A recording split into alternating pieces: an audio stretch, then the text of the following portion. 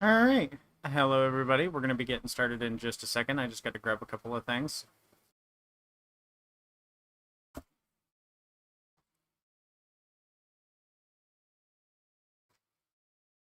I don't think there's anybody here yet anyway, because I did kind of just start this a little spontaneously.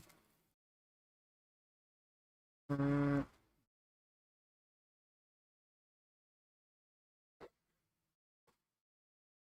let's go ahead and post this into the Discord real quick.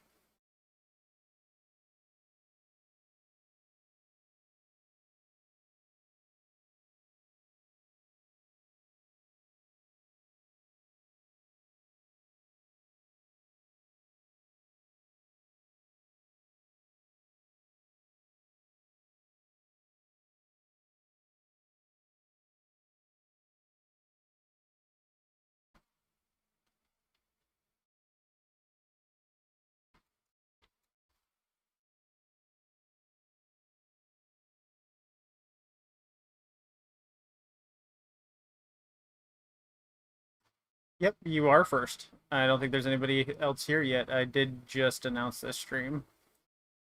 I guess I'll just post it into general. See if anyone's on right now. Sound is out? Oh, I must have bumped my mic. Test, test. Test, test, test, test. No, sound is here. Oh, okay. Weird.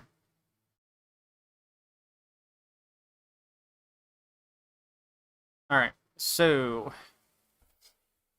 this is it. I ordered it just 2 days ago. Got it on Amazon. It's the RG34XX. This one, it ended up being about the same price as if I ordered it from Anbernick directly and paid for the shipping that would, come with that. So it's about the same price by buying it through Amazon. But I got all these neat extra doodads that I wouldn't have gotten had I gotten it through Anbernick. So one downside is it did not come with that fancy schmancy Ambernick box that they've been doing lately. The one with the all white and the little outline around the edge. Oh, let me turn my replay buffer on in case something interesting happens like last time. Alright. So it did not come with a box, which makes me think it was used, but it wasn't. It was actually brand new. I had to open it up to do a little bit of stuff, so this is more of a simulated unboxing. There's some things that I had to do in order to set it up so that it would be stream ready, and that was mostly just, charging it and stuff. So, came with the word paper, the pamphlet or whatever, the instructions. It came with two SD cards. This one, I don't know what's on it. I'm going to assume it's games. I'm going to pop it in here in just a second. A charging cable, a lanyard, which is awesome because here, let me bring my mic a little closer, which is awesome because it actually has a lanyard loop on the system. Let me get a little bit closer here. I'm like miles away from my desk for some reason. All right. And then the handheld itself. It did also come with a tempered glass screen protector, one of those hard plastic ones. I applied it myself, and I got it right first try. No pock marks or anything. Now, let's talk about the system itself.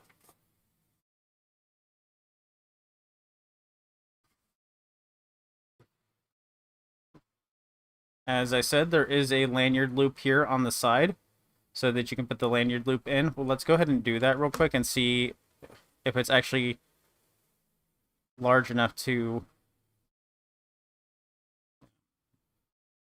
looping these the first time is always super annoying. I have my own lanyard loop, which is just a Wii remote wrist strap that I prefer because it's a little longer. Some of these tend to be a little short, and I can tell already this one is going to be a little short. Yeah, I like lanyard loops. More systems should have them. Okay, let's see. It does fit, but it barely fits. It's actually a pretty tight fit, I guess. If you have larger hands, you're probably not going to get this lanyard loop around your hands. But you can always just take an old Wii remote wrist strap and use that, and that's what I use with my e-reader. I'm going to take this off, though. It's a little too small, so I'm just going to use my own later if it wants to agree with me. So, there we go. We got your A button, your B button, and your X and Y buttons, but they're unlabeled in order to make it fit with the style of the system. The buttons kind of blend in like they were trying to hide it, which I do kind of like this aesthetic. It doesn't have X and Y written on it, so I actually really do like this part of the aesthetic because it makes it look more like the original. So it's got that cool, like, looks like it's actually part of it. It's got the mono speaker on it. Not a fan of mono, but I mean, that's what the original had. And then we got the D-pad. The D-pad does actually feel very close to the original. It's a little squishier, I'd say. But it's still stiff enough that it's not, you know, loose. The bumpers are a little more stiff than I remember being on the original, although I haven't played with the original in a couple of decades. Select and start aren't rubbery like they are usually. They're hard plastic.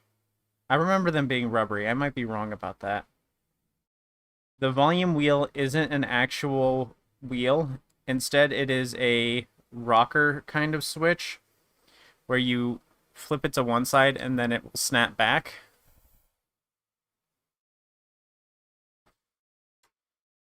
And it kind of pushes in too. You can push it in a little bit. It's not like an actual fully rotating wheel. Yeah, that kind of sucks, but you know, it works. Headphone jack, always a plus, especially if you got mono on the front. And then we've got the L1 and R1 buttons, which are stylized and look just like the originals, maybe a little bit different. Yeah, they're shaped just slightly different, but not something that you would notice unless you were really looking for it. As you can see, it's got this like extended edge to it. It's just slightly different enough. And then you got L2 and R2, which are hidden here on the shelf where the cartridge would normally go in on a real one. So it's kind of got these obscured, hidden extra triggers. The overall weight of it, I would say it is significantly lighter than the original. I've actually picked up a few not too long ago. I didn't get a chance to play them, but I have picked them up recently, and this is, I would say, a good bit lighter. For better or for worse. Personally, I like my systems to be a little weightier, but it works. You get used to it. Power buttons at the bottom. Menu buttons at the top. Reset buttons on the left. We got a single USB port. It is both DC and OTG, which means it is both for data transfer and for charging the system. We got mini HDMI, so it still connects to the TV. And then we got cart slot 1 and cart slot 2. So I was going to pop in the second cart immediately and see if there was anything on it, but I need to see if there's anything on the basic cart first. So the basic cart, I don't have the system on, do I? No, I don't. Okay. So the cart that came with this one, if it wants to come out. Oh, is that out, actually? Yes, it is. Okay, it does not come out very far. Oh, that is... I just clipped my nails, too, except for my thumb. There we go. Comes with a 32GB Kioxia card, a regular, real Kioxia card, not one of those blue painted cards like in my RG Cube. So it's a real SD card that came with it, which is good because that means I will be able to flash it and not have to worry about it. I'm probably going to empty my RG Cube memory card before putting it in here and using that to store my games. Yeah, I'd much rather have a wheel than a rocker, too. So, I would say in terms of aesthetics, it 100% nails the look while still having modernizations on it that you would expect from a modern handheld. Like, it is fully featured as far as you can be without an analog stick, while still looking exactly like the original. Like I'm I'd say I'd be really surprised that Nintendo didn't sue them for this, but I mean Nintendo's too busy shutting down fan games to care about what a knockoff console company is doing.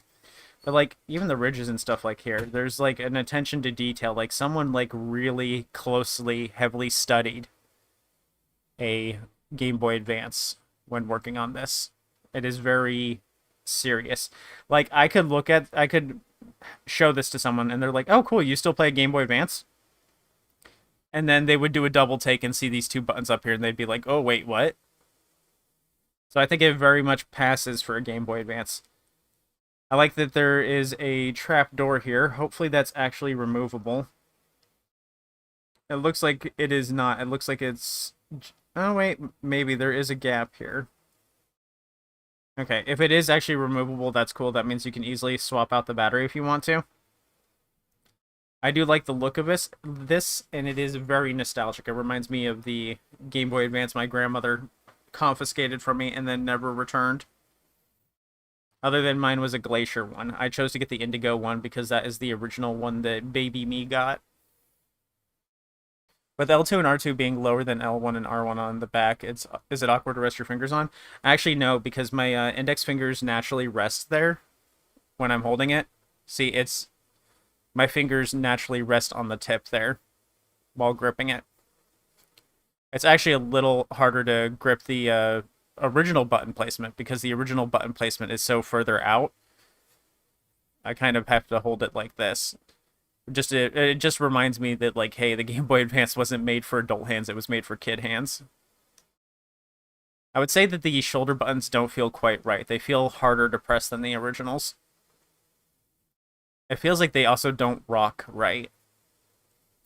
But the buttons back here, the L2 and R2, they're uh they're a little hard to press too, but it's not such a huge deal because it is L2 and R2 and these buttons aren't exactly used a ton. And even if I use them, it would be what, PlayStation 1 and stuff like that. I don't have an analog stick on here. I'm not playing PlayStation 1 on here. Like, you don't need both analog sticks, but you need at least one analog stick for PS1 in my opinion. And if you want Ape Escape, you of course need the second analog stick, but I'm not playing Ape Escape again. I played it once, that's good enough.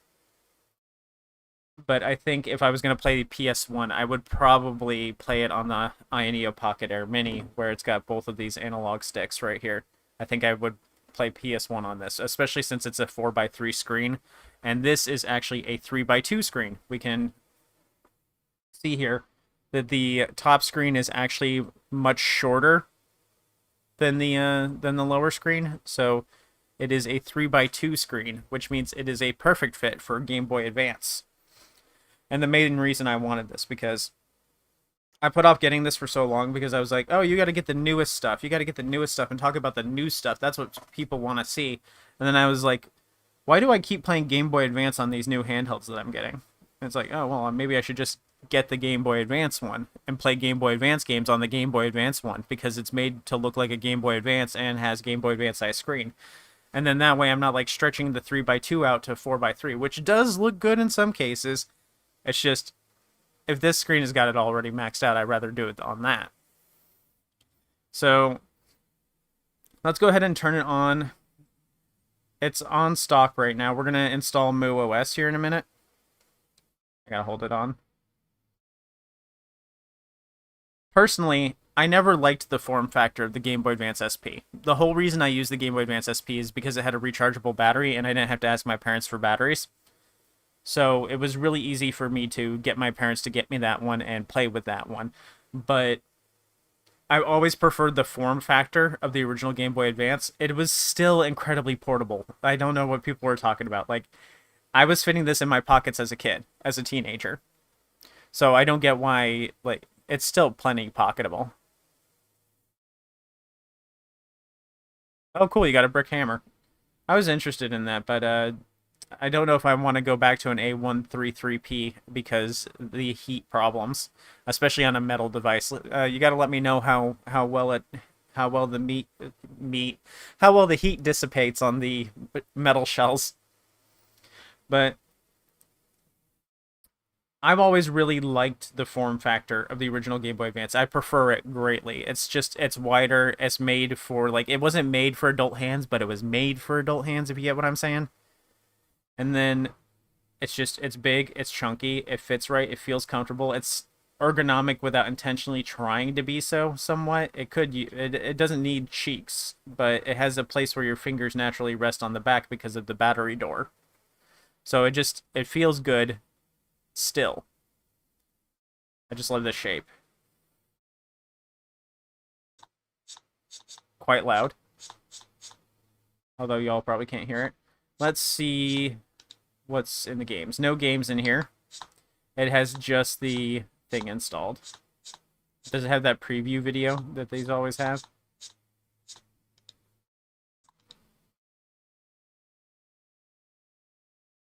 It does.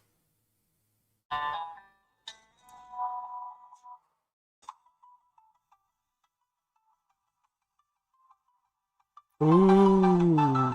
It's so blurry because of my camera.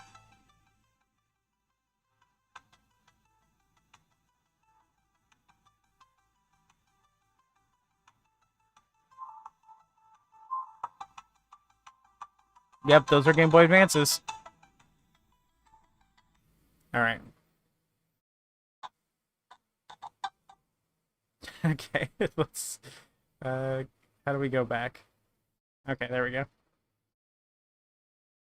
So the screen looks alright, but we don't have any games in it, so we gotta restart it real quick and see what's on that second memory card. So, do we think that second memory card is going to have games on it? Or do we think it's going to be empty, and they're like, just add your own?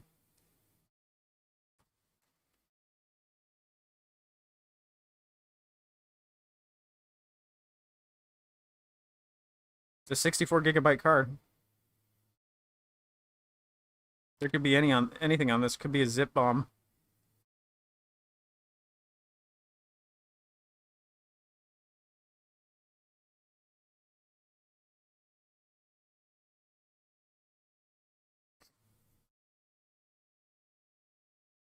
Let's get some of this trash out of the way while we're here.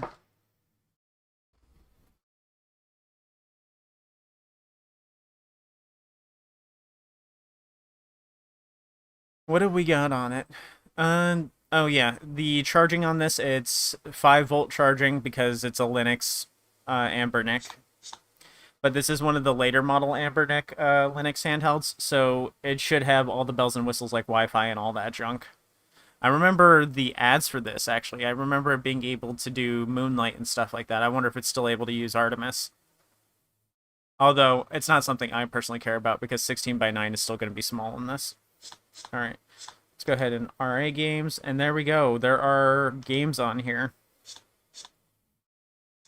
Castlevania X, that's not bad. Metal Slug X, Maverick Hunter. Okay, not a bad collection. Chains of Olympus. It's like they made the SD card like they were like, oh, Russ from Retro Game Cores is totally gonna test this one, so we definitely got to put the same 5 games that he always checks. And I get why he checks them. It's funny. It's become like synonymous with checking the system. I get why he does it. I'm not actually ripping on him. Dew Prism. What the hell is Dew Prism? Pepsi Man. Resident Evil. Rival Schools. So yeah, they got a good variety of stuff on here. Persona 3. Although it's listed as Persona 2. I'll definitely add my own stuff on here, but it's not a terrible list. Tales of Destiny.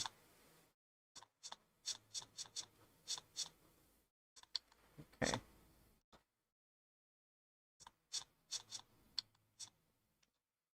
What do we got for Dreamcast?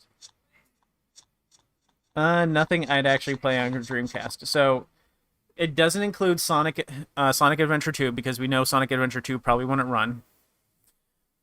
And then there's probably not the Skies of Arcadia is definitely not on here because it definitely couldn't run Skies of Arcadia. These Linux-based handhelds, they all have the same power cap, and that's PS1 and some PSP is the absolute limit. and then Dreamcast, N64, and half of the PSP library is like a coin flip. So we already know the power limit. There's not really a reason to test any of these. We're going to take a look at some of the games, though, because I want to see how well it fills out the screen and how well it looks. See if we've got any ghosting or anything like that. We shouldn't, though. With these customized handhelds, is there an SD card size limit like the 3DS? I believe so. It's usually limited by the hardware itself. I don't think I don't know what it is off the top of my head, but the newer stuff has higher limits and the older stuff has lower limits. I think the Ioneo Pocket Air Mini has a really high limit, like not something you'd conceivably reach. But since it's a Game Boy Advance thing, you can have every single Pixel game ever on a single 32 gigabyte card.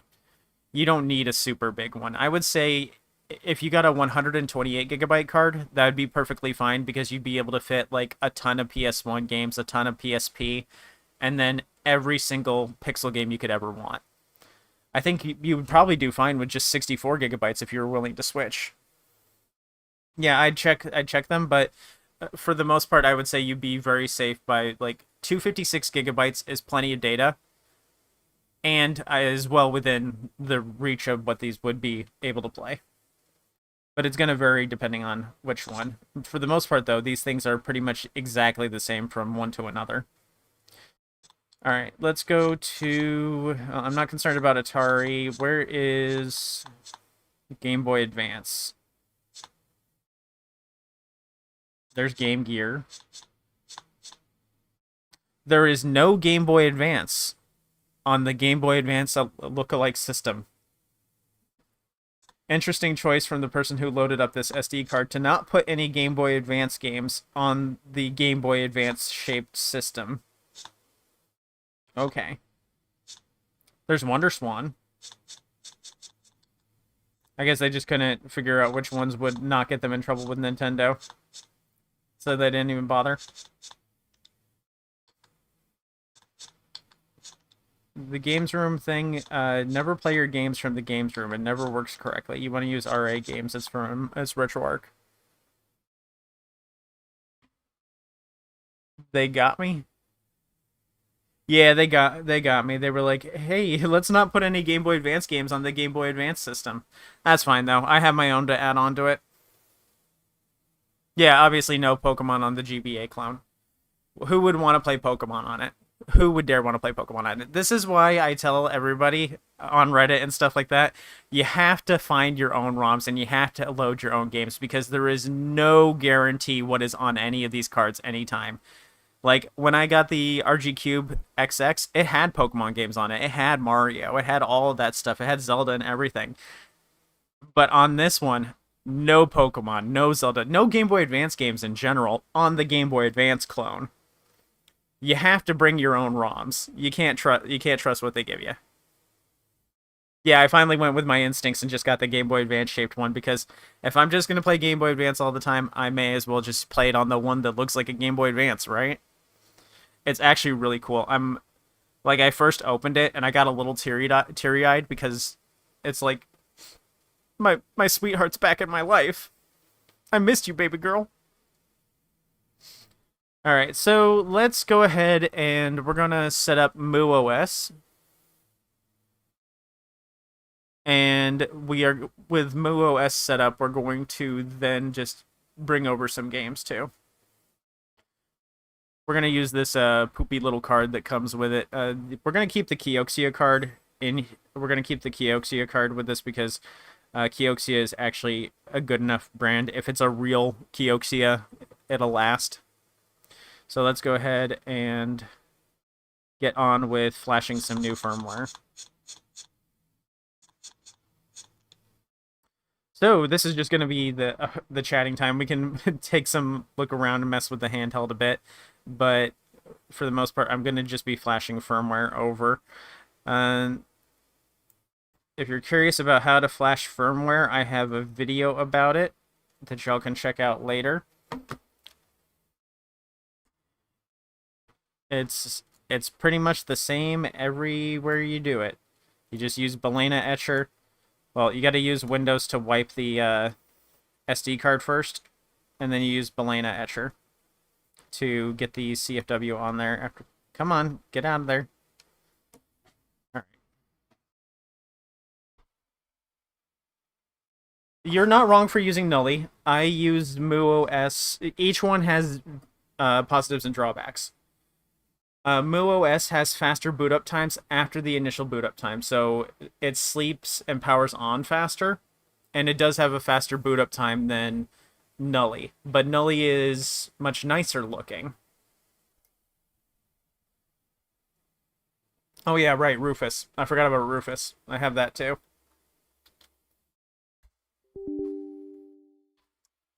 All right.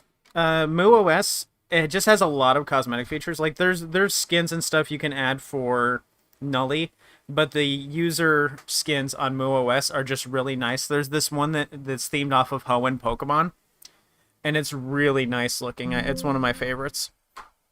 It's just MooOS is a little touchy with the HDMI stuff. So I don't really I don't like MooOS because of how touchy it is with HDMI. But it is really good if you don't plan to use HDMI. I would say it's probably the best because it's the fastest boot up times, it's the fastest sleep wake times. It's very minimalist and it's still fully featured. It's got a lot more features than Nully does. But Nully is much better for a arcade home console like experience. Like if you want to plug it into your TV and you want it to look like you're at an arcade or you want it to look like a demo kiosk at like a GameStop, it really nails that aesthetic. So we got that. We're gonna go to downloads. Where is it?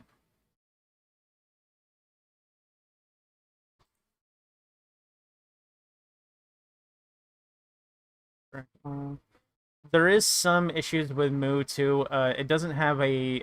Does it still not have an art scraper built into it? Do we still have to get our own art scraper?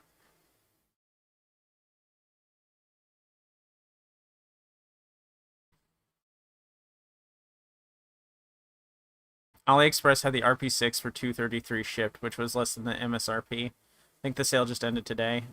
I'm not interested in getting anything over $100. I don't want to spend that much on something that I'm not gonna that I'm still gonna drop in favor of the more portable thing. Cause like, where is it?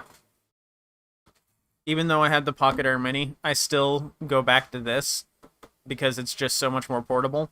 But I think these are about on the same level of portability because they're about the same thickness. I think I could probably fit this in my left. I think I could fit the 34XX in my left pocket just fine. All right, let's add that. Let's flash that and hope I don't make the cart explode.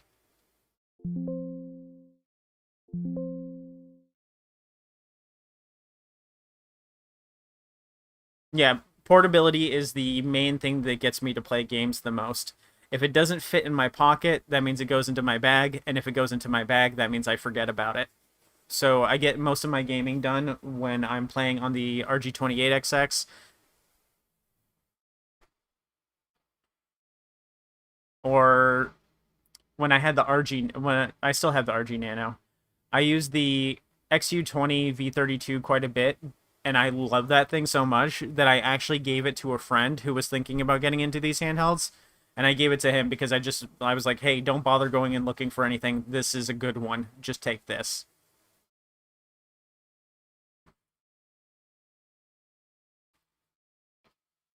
I don't know what BZ is.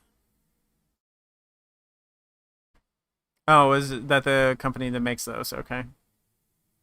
The unicorn looked interesting, but I didn't want another 1-1 screen handheld horizontal one. I have a portal, but I play on daily, but away from home I use the 34XX SP. Yeah, the SS not the SS. The SPs look great, just not big on how they feel in the hand. I want something that's both portable and comfortable, and I think this is a good in between because I remember even as a kid the Game Boy Advance fitting very easily into my pockets. The Miu Mini Flip V2, Oh, Flip V2, I don't know about. I've never I can't bring myself to buy a Flip from Miyu. I would buy any of their other ones before I would buy the Flip, just because it's Miyu. And they handled that Flip situation really poorly. I don't trust them to do it right again. Even if people like Russ from Retro Game Course could come over to my house, and him and Aiden Walls could both take turns flipping the hinge back and forth in front of my face for 3 hours, and I'd still be like, I don't know, it's still me, you. It's just I can't trust me, you. Not with hinges. I would be willing to try the Ambernick ones though. They look good, and maybe the Powkitty V90S if it had Wi-Fi, but it doesn't have Wi-Fi, and it doesn't look like they're doing handhelds anymore. They've switched over to pickleball rackets. Yeah, I do have the Pocket Air Mini. Uh,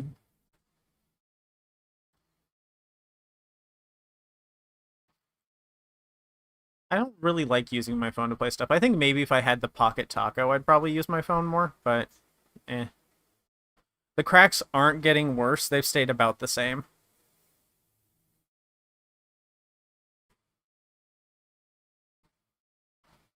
Yeah, the handheld to pickleball time pipeline. Apparently, they used to do pickleball rackets before, and then they switched over to handhelds, and then I guess now they're going back to pickleball rackets because of the RAM crisis. But it looks like Nvidia's even having second thoughts about, AI and all that. Disney dropped out of it, out of supporting OpenAI. So hopefully this bubble does burst really badly. We just need companies like Google to drop it so that the internet's usable again. I have to have physical buttons. And when I played with the stretchy controller, the telescopic controller, it was good. But I was like, I have handhelds that have the controls built in. I'm just going to go back to those.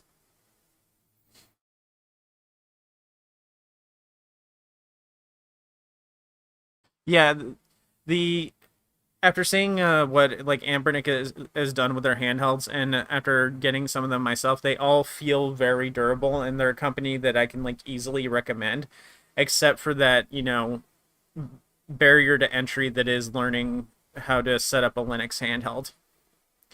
But other than that, like they make very strong, very durable handhelds. I like the plastic feels very thick on the 28XX. It's just feels like very good plastic. And the Cube XX, having the laser etched texture in the palm grips, it feels amazing. Like, even if I don't play it as much anymore, I usually just, whenever I feel like playing a Game Boy Color game, I'll play it on here. But just like the laser etched texture on the back of these, it feels really good. It feels like a miniature Steam Deck. Yeah, flashing the setting up Linux is pretty easy, but Android is something that is more people are like naturally used to. But Linux, it's you need a computer and stuff like that, and not everyone has a computer. A lot of people do all their computing and stuff like that on their phones. And as far as I know, you can't really flash CFWs and stuff like that on a phone. We are putting MuOS onto it because MuOS is well, it tied, so I went with MuOS because I know MuOS is faster. It has the lowest boot time. I think it's actually second place for lowest boot time, and that's why I like it. The longer it takes to turn it on, the longer it takes me to get into the game, and the more likely I won't play it. So I want as minimal barriers as possible.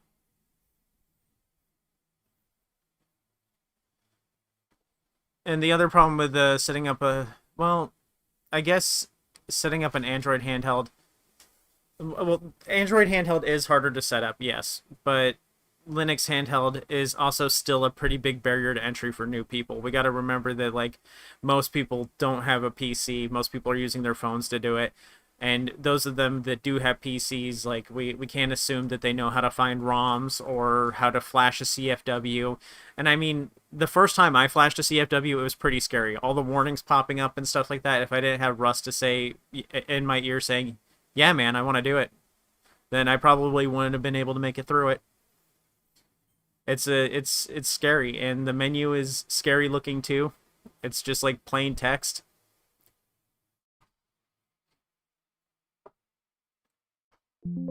I think we have a tendency to overestimate even what a new person is like, even when accounting for what a new person's experience is like. All right, that was the operating system flashing, so now we just need to eject it. And then pop this in. And you can tell that it is a quality SD card because it didn't die immediately after putting on the operating system. If this was a plain black card like this one, it probably would have died from the flash. All right, so let's go ahead and turn it on. And then it'll start up the next part of the setup process. I haven't messed with this version of Moo. I haven't messed with the Linux handheld in a while. You almost bricked your R36S on my first try. I imagine an R36S must be pretty intimidating the first time too, because it's not like these H700 devices, which have the process so standardized.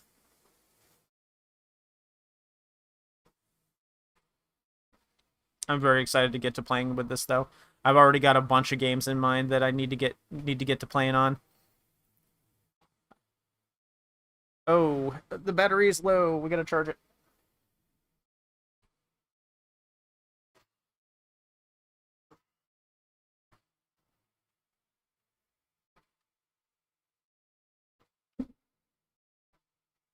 All right. So let's start with the date and time. It is, what is the time zone? Uh, Please tell me there's a faster way to scroll. Yes. Oh wait, I passed by the Americas already. Where's Chicago?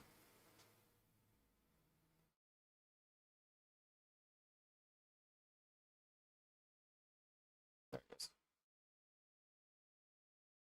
Yeah, it's 2026, right? Uh, what's the first game I'm thinking of playing? The Swordcraft series.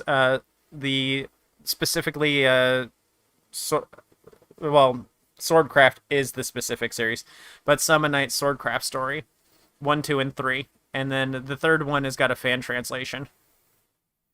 They're really good. They play like the old Tales games that are side scrollers.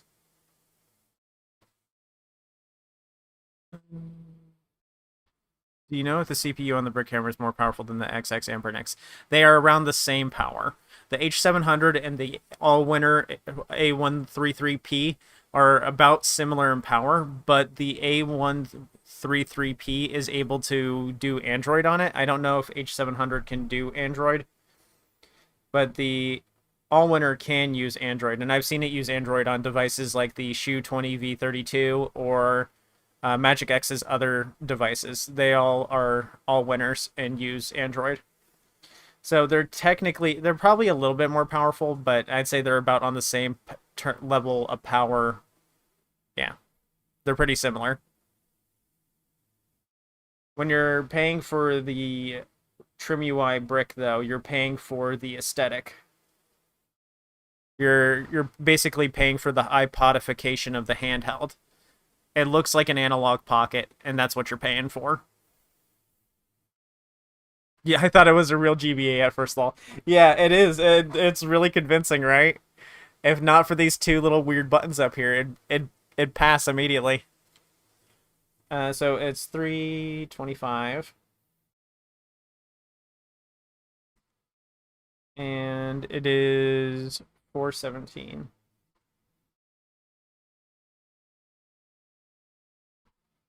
418.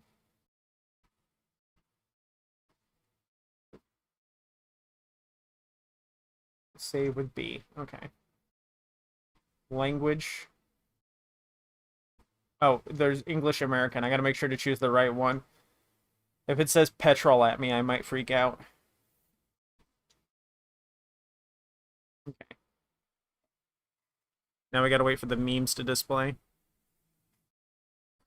I do have two XX devices from Ambernick, and the brick hammer feels a lot more solid, higher quality on the hardware. It just feels though. It probably it depends on the XXs you have. Petrol jelly, governor. Please, sir, may I have some more? Swordcraft is pretty good. I mean, I can say it's a hidden gem, but like so many people have talked about how good it is. It's like if it's making noises.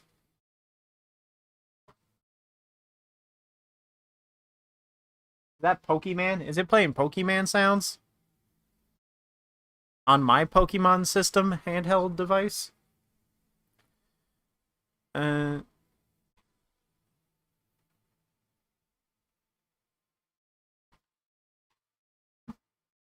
we got about halfway through Golden Sun. We ended up dropping it. I can't remember why we dropped Golden Sun. I think it was just a time constraint and we were trying to get a video out. The H and the SP. Uh, I haven't messed with the H and I haven't messed with the SP. But I think the SP is always going to feel a little bit worse just because the hinge. But the brick, yeah, the brick hammer, of course, is going to feel a lot more solid. It's made of metal.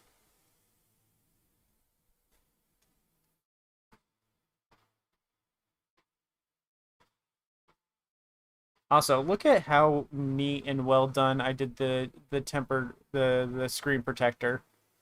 There is no issues with it. That is a perfect screen protector. I was so proud of myself when I did that. I actually failed the Ioneo Pocket Air Minis so many times that I was like, you know what? I'm done. Whatever happens, happens.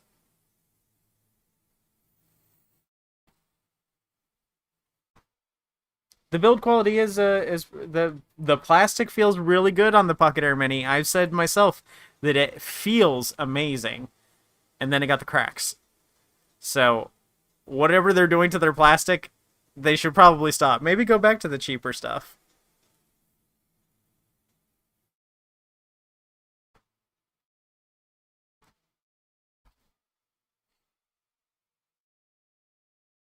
That opener is long.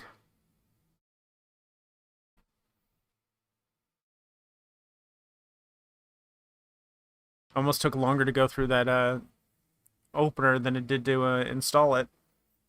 The cracks, I don't know if it'll show up on the webcam because the webcam quality is a little worse than my phone camera. Yeah, you probably can't even see it.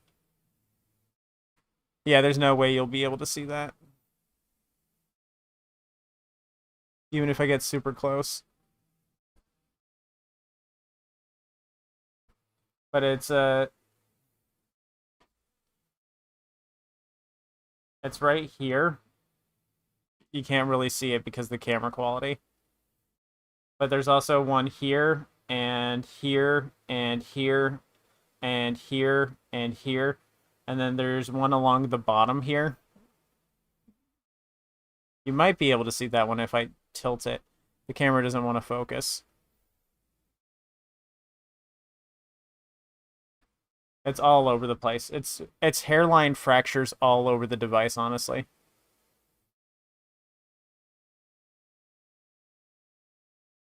Hmm. But it's only on the front, and they all come from the screen. So I wonder if it has something to do with the screen, or, like I said, maybe it has to do with having to clean the screens off so frequently. It's putting pressure on it. But yeah, it's all over it. I can show screenshots from it, but I think y'all have seen the screenshots. Um,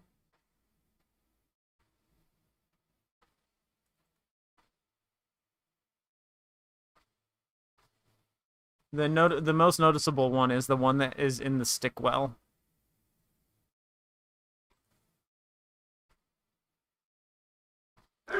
I don't regret getting it. I do think it's a powerful system. I do think it's good. And I did say from the very beginning that getting it was as a test to see how good Ioneo's service is. Because I never heard anything bad about them until after the Conquer Pocket Fit started not shipping out on time. So I was like, okay, I'm gonna be a customer. I'm gonna tell people exactly what it was like. It's I'm apparently one of the very, very few to experience cracks. So maybe it's just me.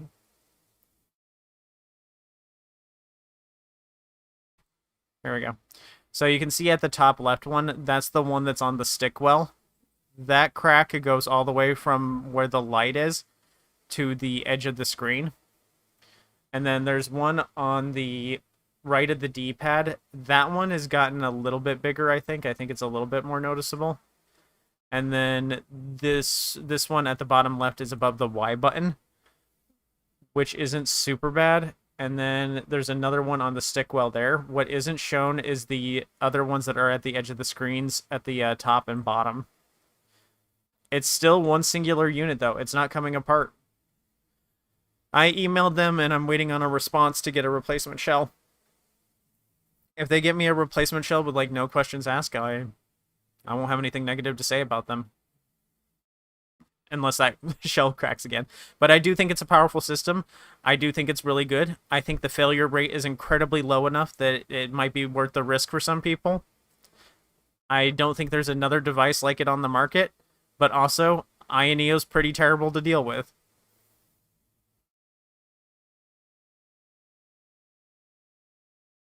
I don't think the Megami Air X is a better product, especially since they raised the price. I'm waiting for Ambernick to catch wind of it and try to do something similar themselves for the same price.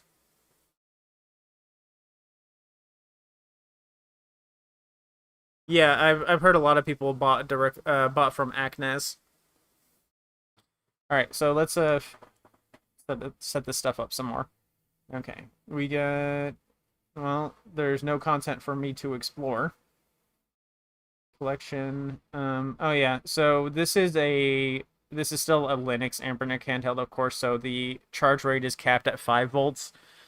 I'm using a Nintendo Switch charger, which has never been an issue for me. But I would suggest like stick with the charger they give you if you get one of these, because it can break your handheld if you're using the wrong kind of charger. But I've used a Switch charger because if you check on a Switch charger dock, it says that it charges in various different charging modes. And the Switch 2, the Switch 2 charger is the one I'm using, not the Switch 1. The Switch 2 has multiple different power modes of where it's consuming different levels of power depending on what the system is doing. So this is good about power regulation. The Switch 2 charger is good about power regulation. I've never had an issue with it on charging any of my Ambernick H700 devices. So next is to put some games on it. So I'm gonna have to wipe an SD card real quick to make room for it because I don't want to use this poopy black one because this poopy black one I know is gonna brick in like a week and I don't want to lose all my saves.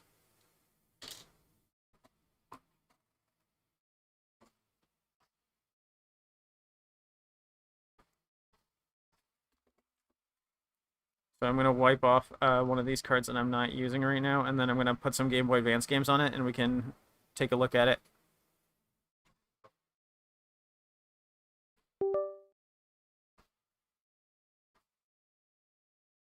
Yeah, I usually keep the RGB on my sticks off anyway.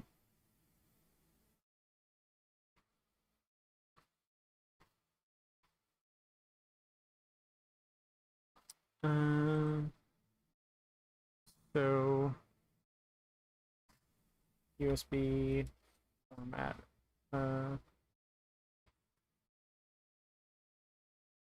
where's the formatter tool? SD card formatter. There we go.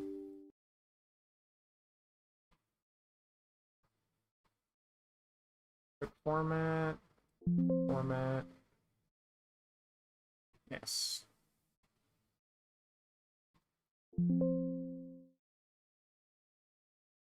Alright, and then let's go ahead and pop it out.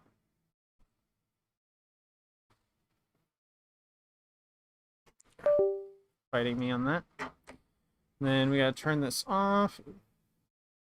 We'll have to set up the Wi-Fi on it too, so that I can download some skins to show y'all why I like MooOS, because there's a cool few skins that you can get on here.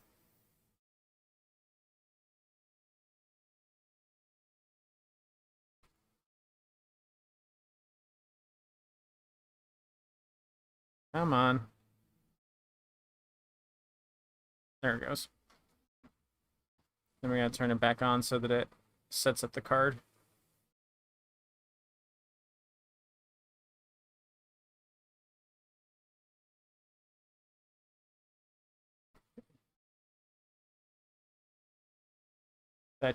Okay, I think we have to actually go into a setting to set up the card, maybe. Maybe not. I don't know.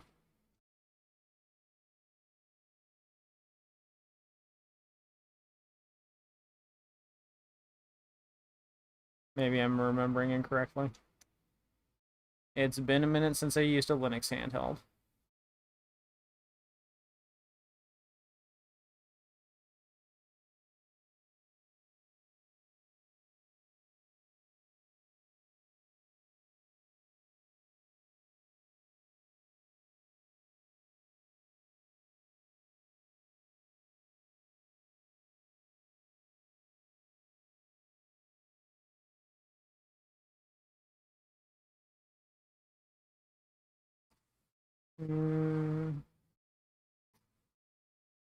Oh man, I don't remember how to find the theme browser.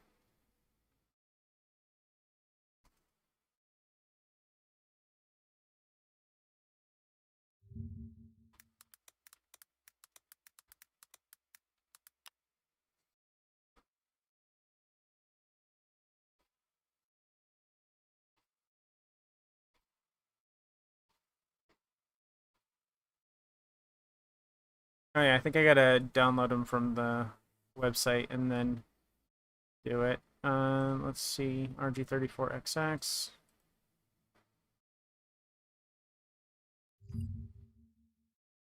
What are we feeling today, chat? I think we're feeling cats. I think we're feeling anime girls. Oh, Pokemon, of course.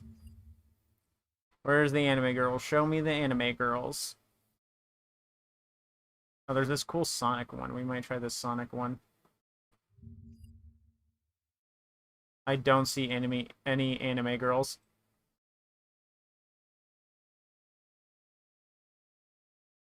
There's this cool GB style one. Okay.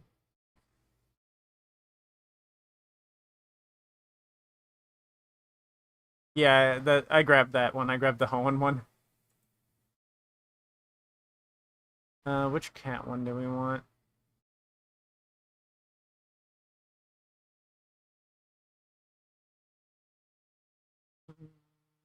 Which one looks like my cat? None of them look like my cat.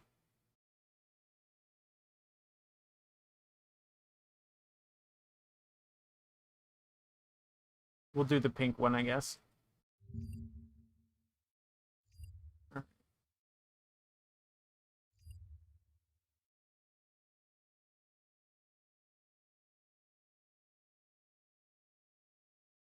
Alright, now we gotta transfer all this stuff over.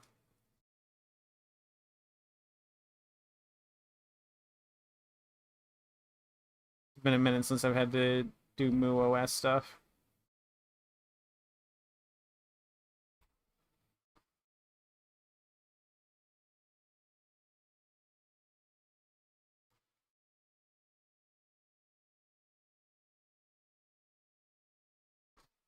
Come on, get out of there. Please, come on. You're embarrassing me.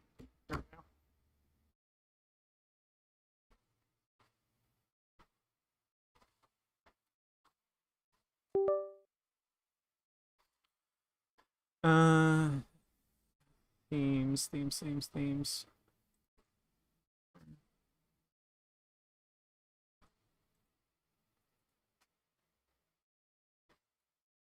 I can't remember, right? Did we just drag and drop these into the theme box? Maybe I shouldn't have closed that thing down first.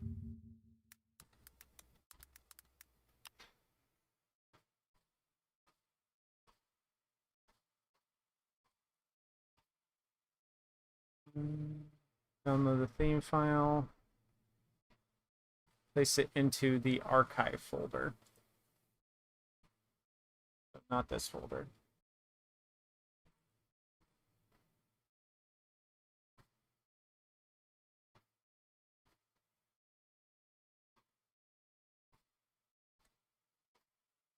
Okay.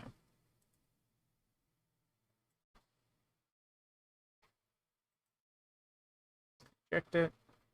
We also got to put on some games. What are we feeling like for Game Boy Advance today?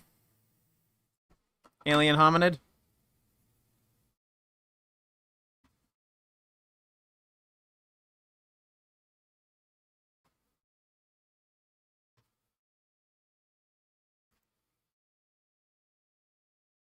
Pokemon Lazarus? Come on, you know I can't really test Pokemon that well. It'd take me too long to get into it. Get out of there! Come on. Oh man. I hate the SD card trap. I'm telling you right now, despise the SD card trap. Because I gotta pull out my freaking tweezers to get the SD card out. It makes me feel stupid you trying to get it out. Alien Hominid. Yeah, we'll do Alien Hominid. Hello, Linky. Bubble Bobble. Yeah, we can do some Bubble Bobble. Good quick stuff. Alright, new folder. ROMs. It did not auto set up the folders. GPA.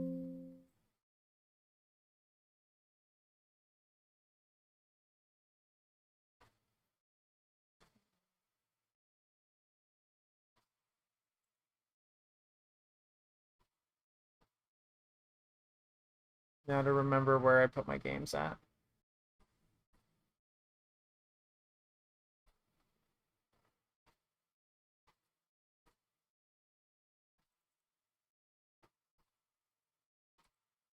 EBA, that's the wrong one. You gotta look up in the backups folder.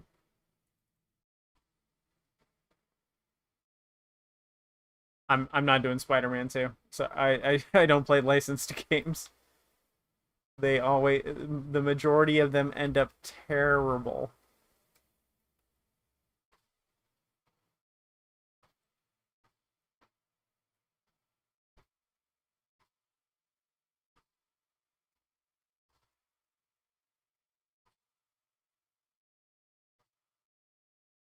I apparently don't have Alien Hominid.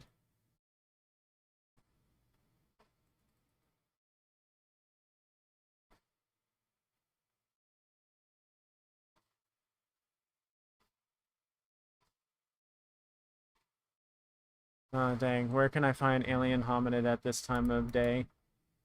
Oh, all the retro game stores are closed. Oh, man.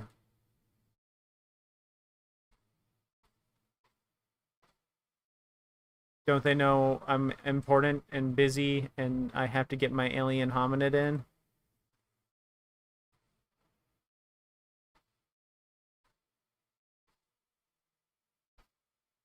Oh, wow. I actually can't find it on the usual places either.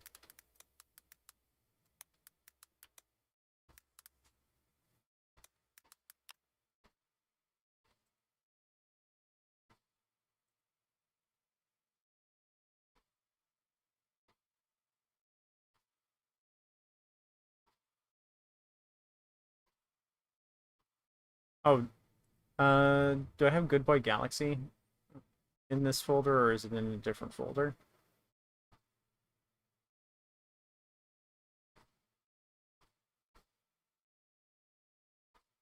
I did not put it in this folder. Dang it.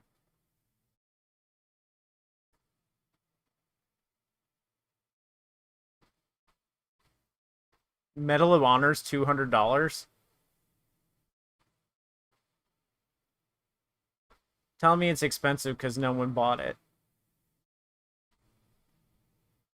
We'll do Boo's Fury and Legacy of Goku too, because I actually do want to finish those.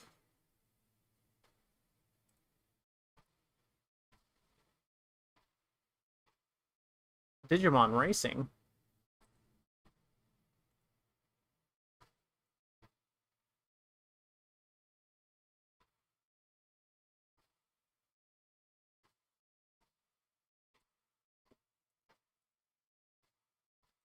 Alien Hominid.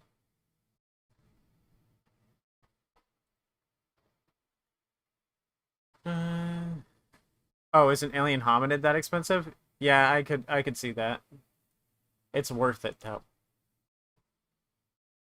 Alien Hominid is bae. Did the kids still say bae?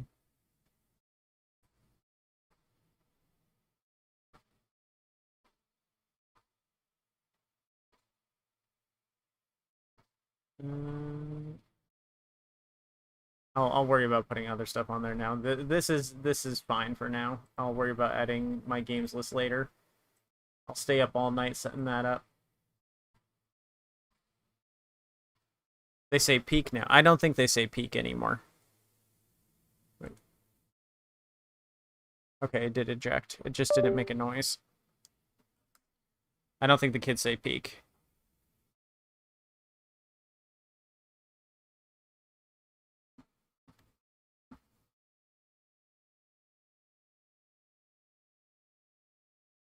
Okay.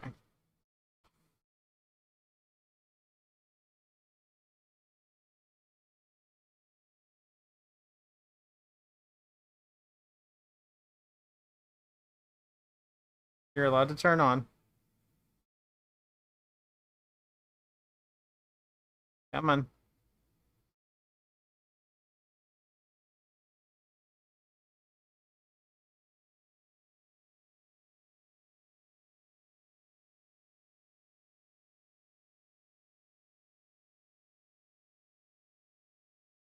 Come on. Turn on.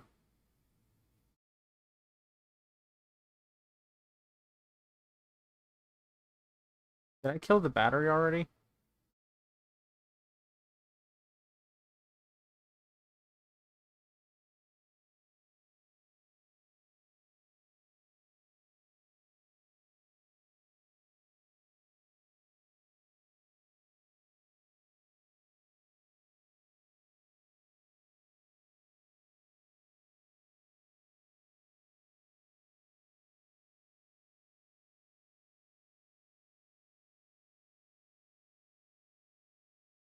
Man, it really doesn't want to turn on, huh? Did the card brick already?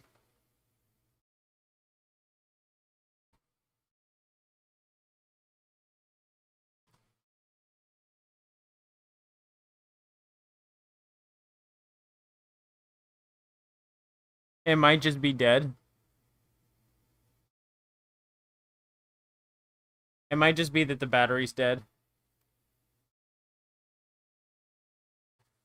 Because it's not showing a screen for powering it on. I think might have been using too much of the battery, doing all the setup and stuff. Because I didn't fully charge the battery before I got ready for setup. I brought it to about 20%.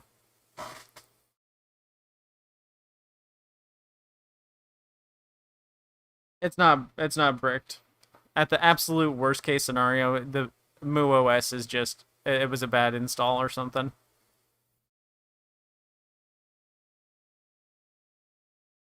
We got to give it a second to charge up.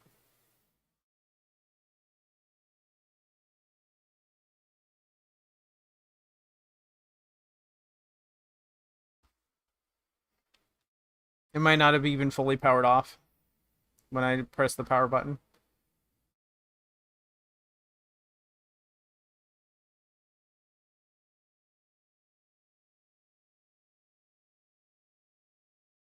Yeah, gaming.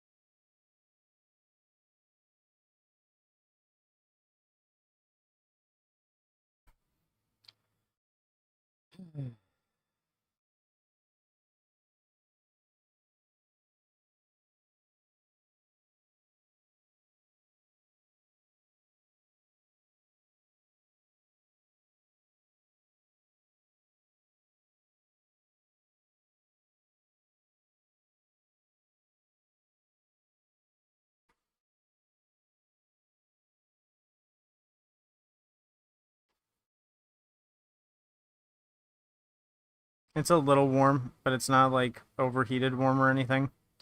I think it's really just because the battery's dead. Because it's not even showing a battery display icon.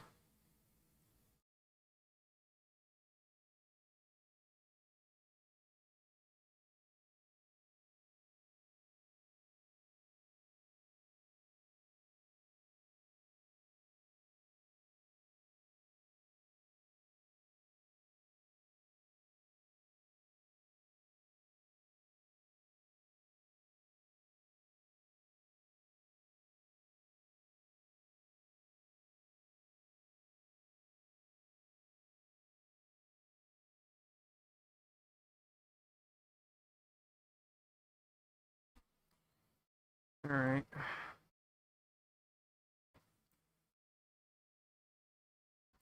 I'm going to try powering it on without the card. It should still display something.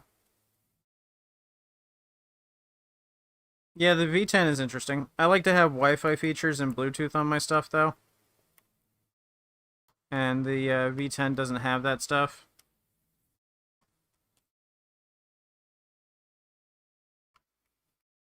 I absolutely hate the SD card doors on these. I'm chipping off paint trying to get them out with my nails.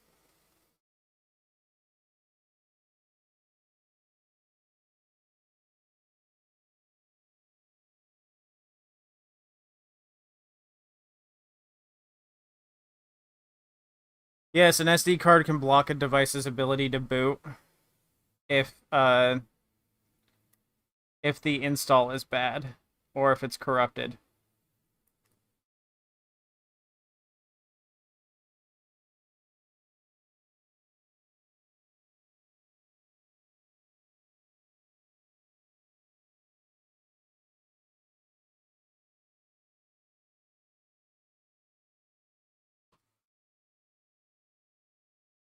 It really doesn't want to turn on.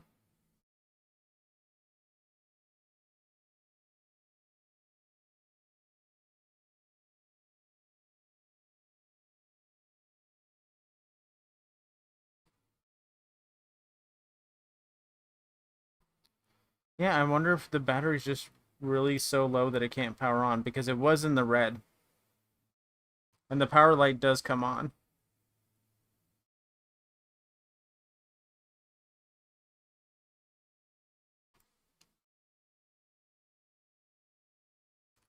We'll try popping it back into my computer. If it's corrupted, it shouldn't show up anything when I plug into my computer.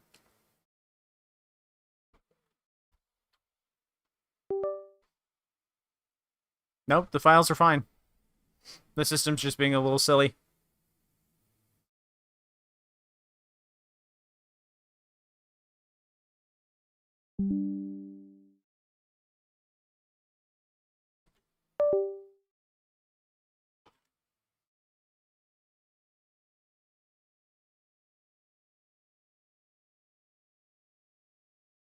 Okay, there's a wrong way to put it in, and it doesn't let you put it in the wrong way, so that's not me.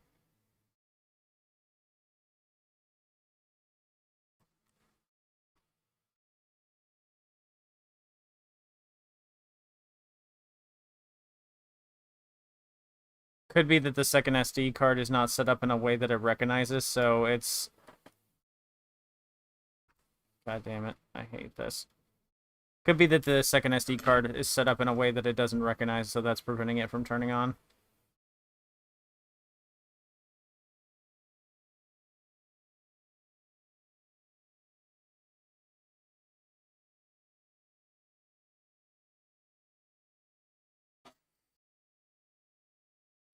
I was setting up MooOS, now it won't turn on. There it goes. It was just having a silly. All right, let's go ahead and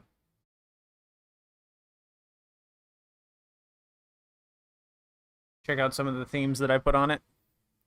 What did I do? Why do you assume that it's me? Why does it have to be me? Why does it have to be something I did?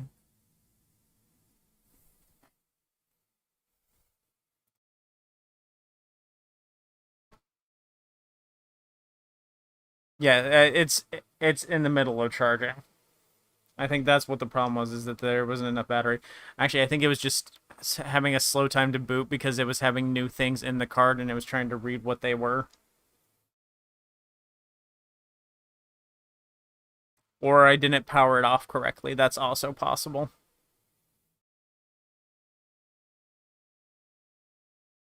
Because Moo likes it when you use the shutdown button. It doesn't like it when you use the system button.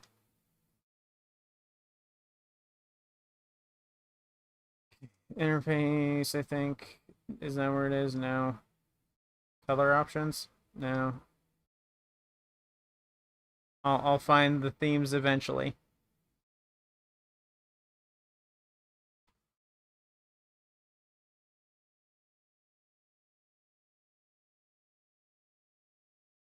Yeah.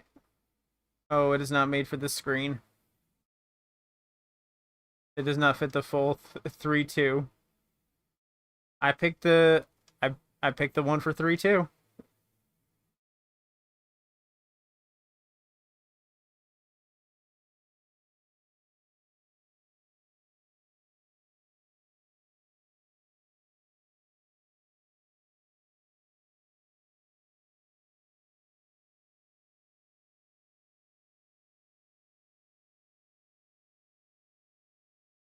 Okay, I didn't grab the Hoenn one, but I did grab the Kanto one. You can kind of see that there's the 3 legendary birds on the roofs of each of the shops.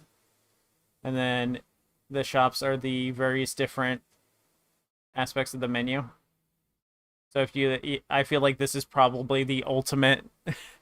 This one and the Hoenn OS are probably the ultimate ones for the Game Boy Advance for your menus.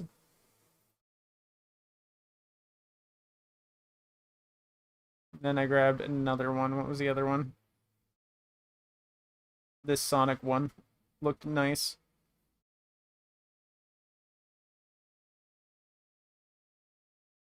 Yeah, I actually like the appearance of this one quite a bit. I keep saying I'm not a Sonic fan, and then I keep doing things like this that make me a Sonic fan. All right, so now we're gonna power it off, and we're gonna try to run some games.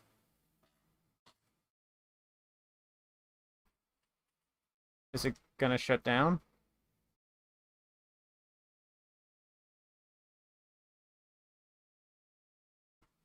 Oh, wait. What are we doing?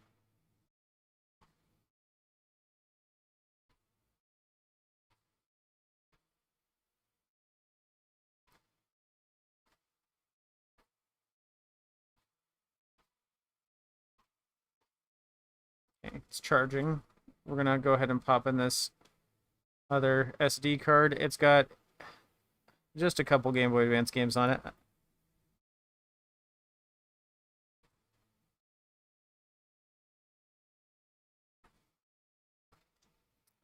we got to assign content directories, or did I... There's probably something I forgot to do.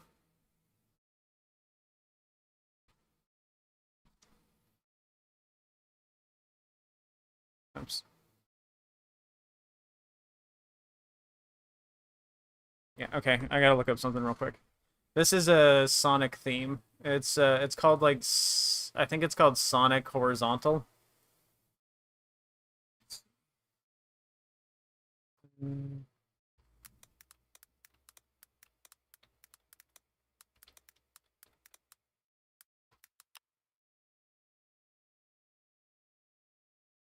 Insert the second SD card into your computer and create 3 folders. Does it not just automatically do it?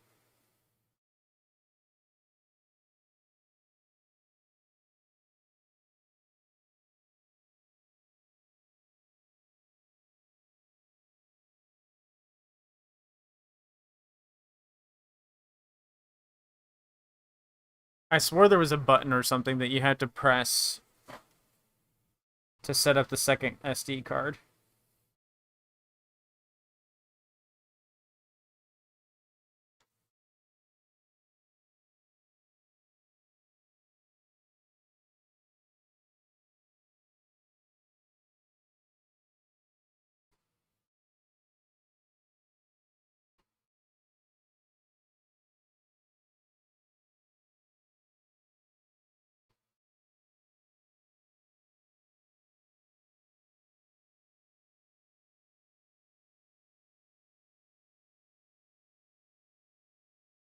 Does it not even recognize that there's a second SD card? Because it won't let me select or move it.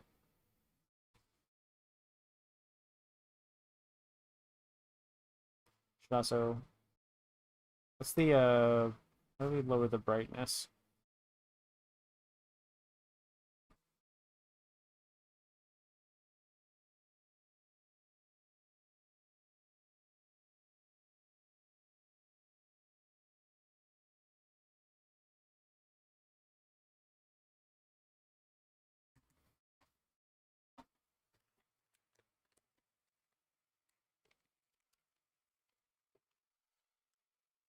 Uh, what is the shortcut for brightness? Menu and volume. Okay. Oh, that's great. That's not something you can reach with one hand. I'm gonna turn the brightness down so that y'all can see it. Or is that... Wait, that's not even changing the brightness. There we go. There.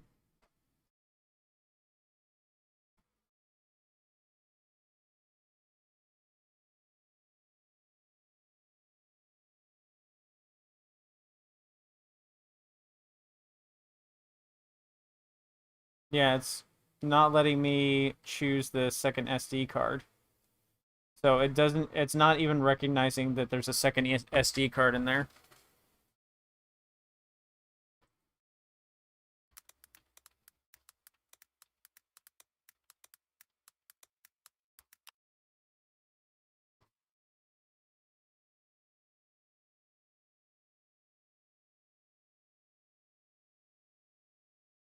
We can figure it out. I definitely don't need to watch a Retro Game Core video while still live.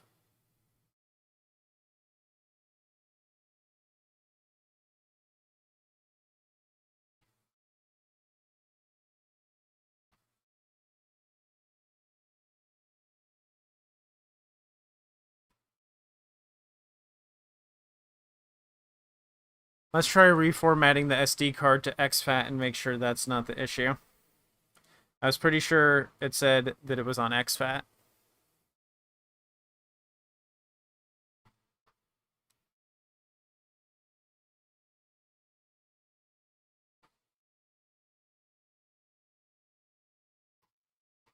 Let me grab my tweezers.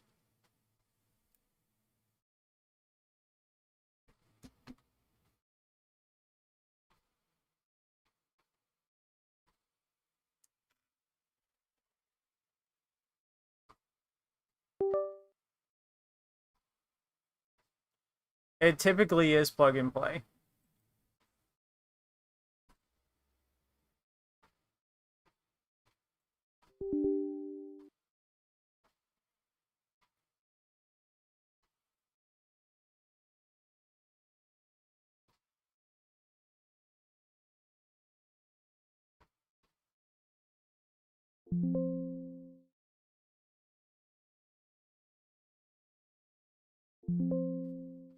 Yep, and it says that it was formatted to exFAT.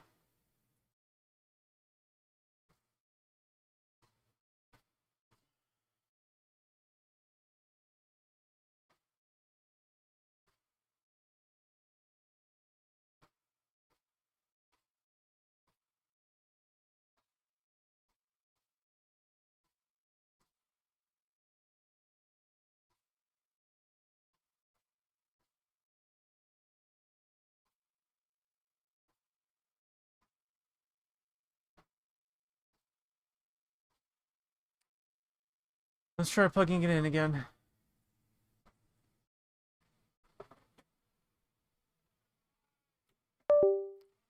This is a emulation device. It is not original hardware. It is not a replacement for a real Game Boy Advance. It plays ROMs and emulated. It plays ROM files. It doesn't play cartridges or anything. See, no cartridges. It just looks like a Game Boy Advance and plays Game Boy Advance ROMs. Well, it plays a lot of different kinds of ROMs.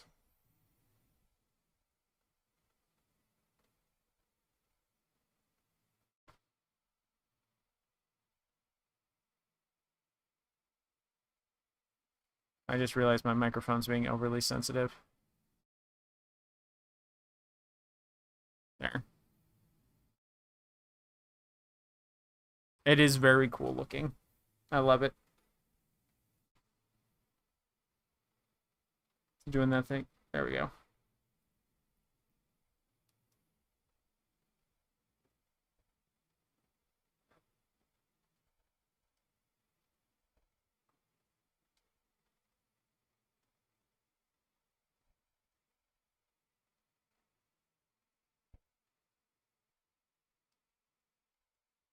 Still not doing it. Okay, I'm gonna have to look up a guide.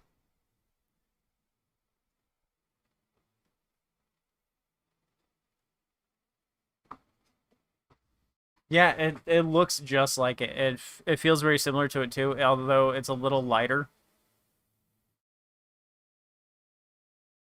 Okay, let's just do the installation guide. Flashed it.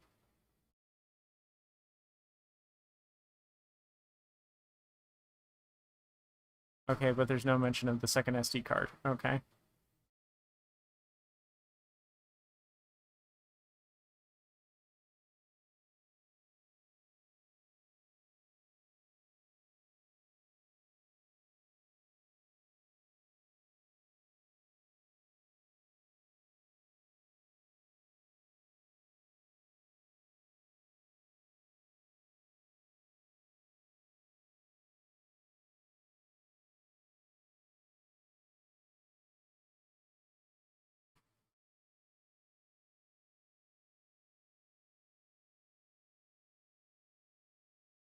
Okay, we flashed.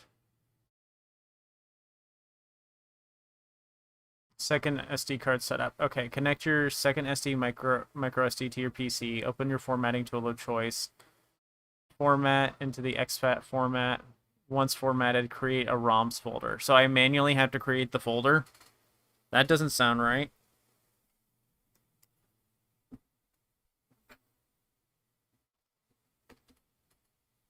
But oh, why is it warm?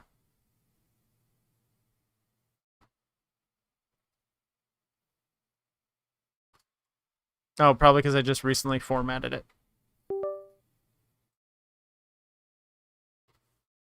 Okay, it has the files now. Okay, we're good. It did create the files that time. It just didn't want to the first time. So now it should just be as simple as dragging and dropping the ROMs over that I want to play. Yeah, Alien Hominid. And then, see.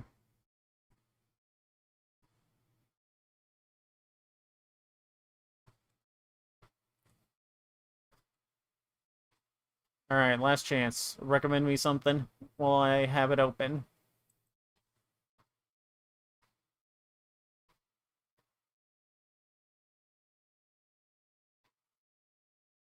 Oh yeah, we should try some. Oh, I don't have anything downloaded for PSP. Never mind.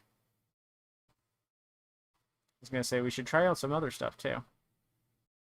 But then again, I won't play PSP on this. Drill Dozer.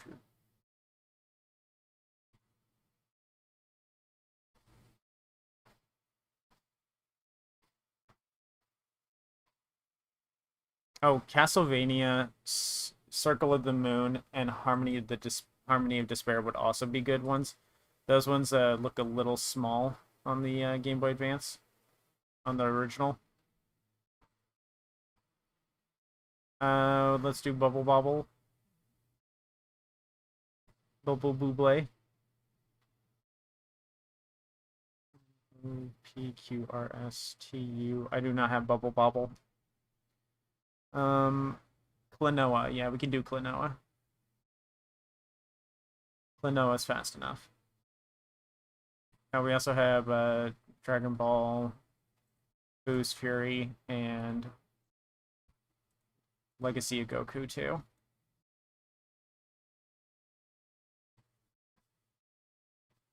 I I'm fine with it not having a joystick because when you add an analog stick to stuff, you immediately make it less pocketable. So if this had an analog stick on it, it wouldn't be as pocket friendly.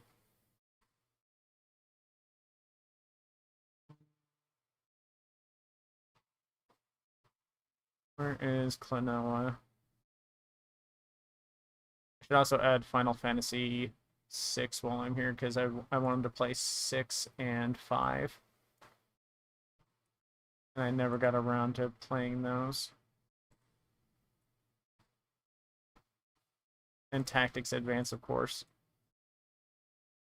Okay, now I'm just starting to window shop because I'm just adding the things that I want to play.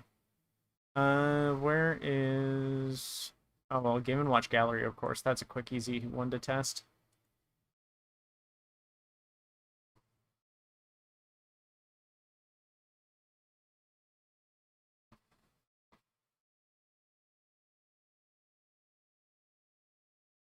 I don't have any PSP downloaded, so I guess I should just grab something real quick. We don't want to we don't want to do any RPGs because RPGs, they take too long for me to get into. I can't really check them that quick. I'm willing to play anything that doesn't use analog stick. So I'm probably not going to use it to play PS1 or PSP.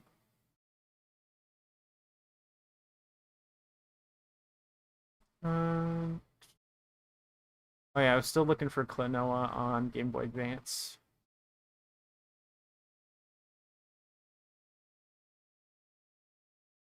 Kirby and the Amazing Mirror and Kirby Nightmare in Dreamland.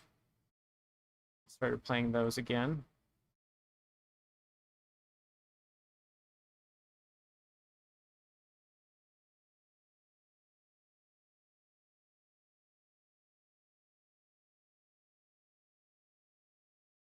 All right, Mega Man Battle Network.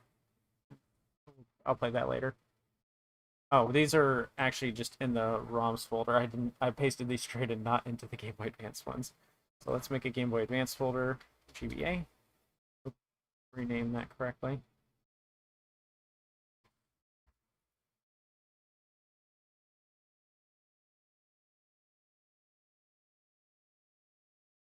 We'll do. I'll add one PSP game because it's going to take a while to download. Actually, I should probably test it immediately with Ratchet and Clank because Ratchet and Clank will test how well it runs. Because Ratchet and Clank is 30 FPS.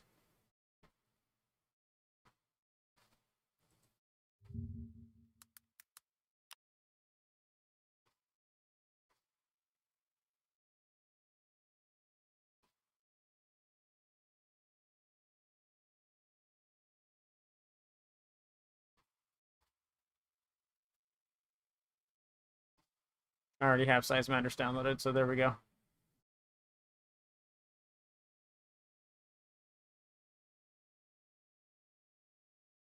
All right. Okay, give me a minute to download Kerman. Alright, PSP, there it is. G.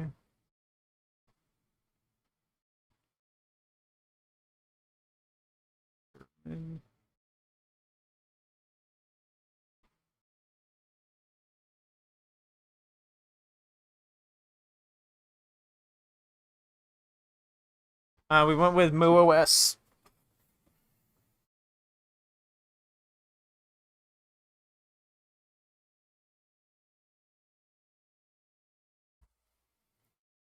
I don't know if I want to stretch the resolution.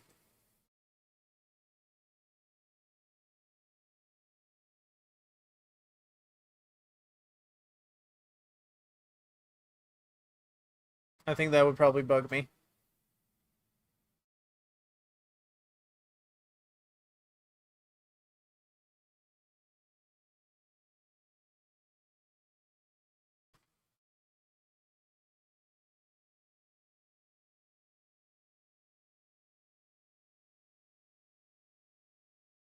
Look, chat, you can see in the reflection the camera. That's you. That's you. That's what you look like. That's you, chat.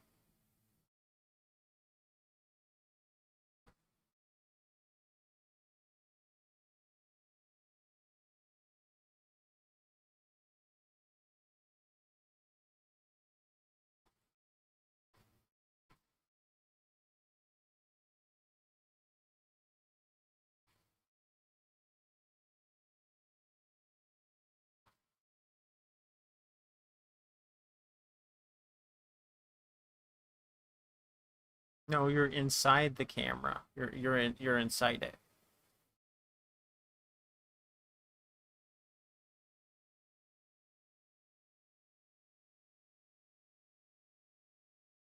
Oh man, Gurman is bigger than Ratchet and Clank.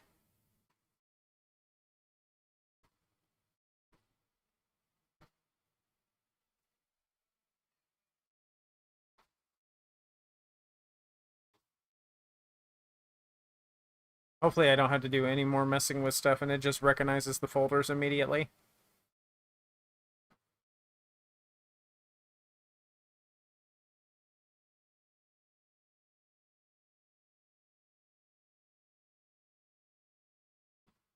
Yeah, for real. It's bigger than Ratchet and Clank Size Matters, and for some reason Ratchet and Clank Size Matters runs as poorly as it does.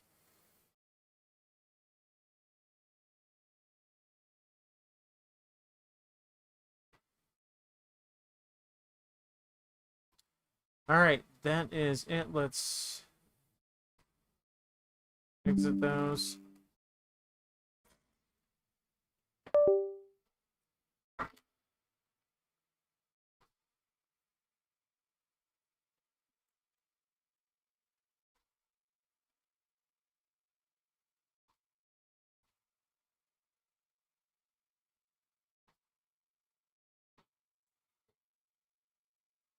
Come on. Obey me, Machine Beast.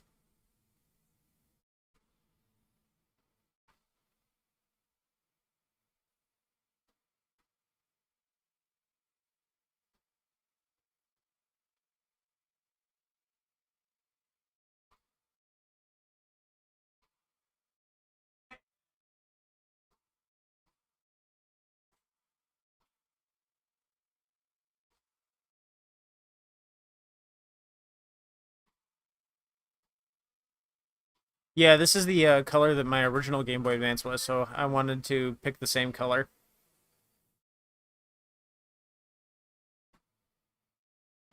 Come on, turn on, please.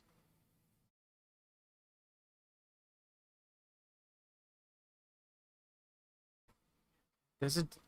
There we go. I just have to press start. The screen isn't on for some reason when you power it off. Alright. Explorer. No game content found, so that means we probably have to set the directories. Or I named them poorly.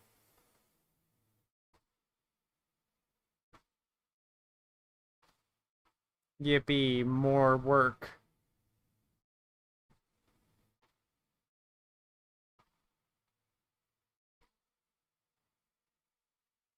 Oh, we can test PSP immediately. We just go into PPSSPP and then we designate the folder location.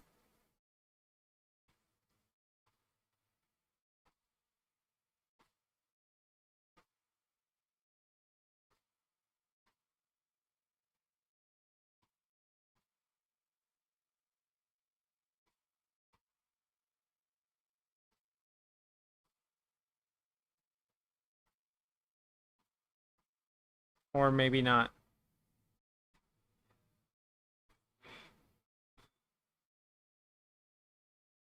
Right, it's not a touchscreen. Why'd I do that? Oh, man.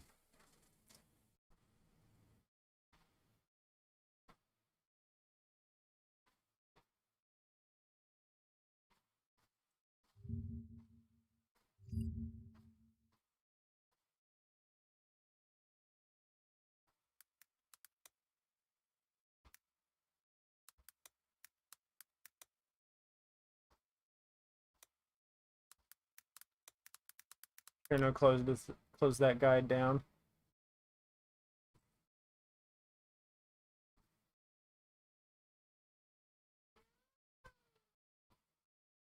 All right. Um.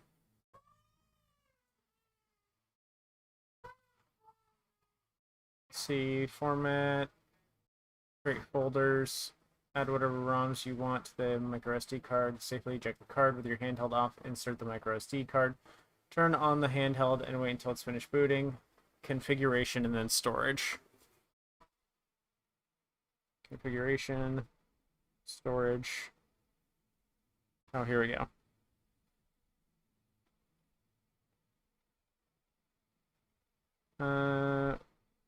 We want save games and states to be on micro SD too.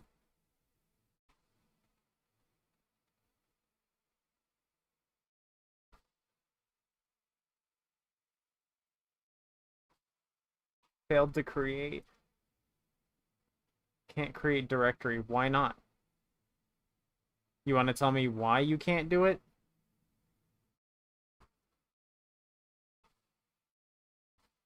Oh, the destination doesn't exist because I haven't made a game save yet.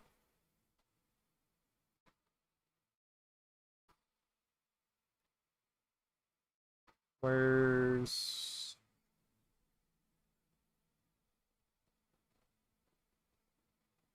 Okay, can't import that either. Scroll through the... After your handheld is powered on, go to configuration, then storage. Scroll through the list of folders and files you can migrate to SD2. Select any folders and files you want to migrate and then wait for the process to finish. It's not wanting to do it on any of them.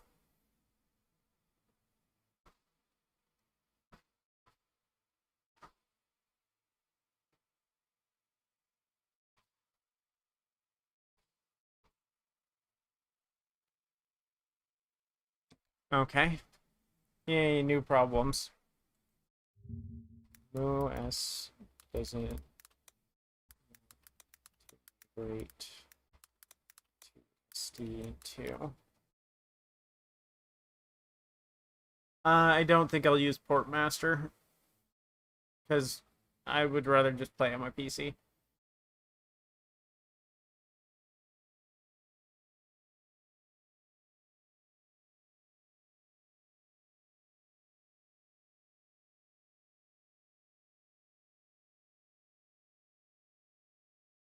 Uh, because MooOS boots up faster than Nully does.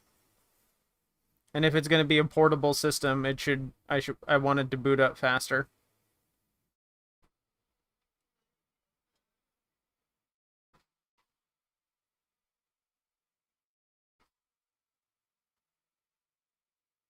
Okay, let's just unplug it.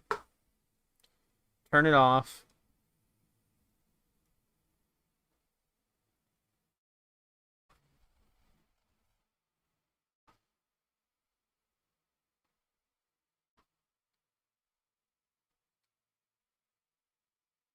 And then turn it back on and see if that fixes it.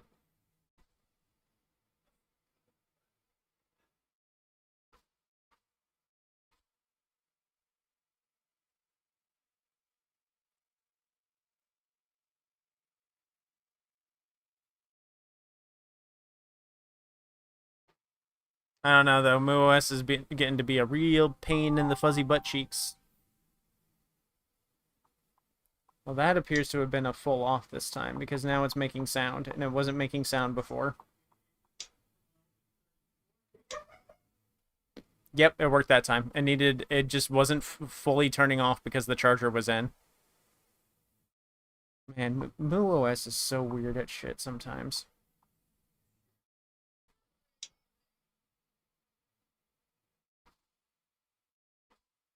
It's weird about HDMI, too.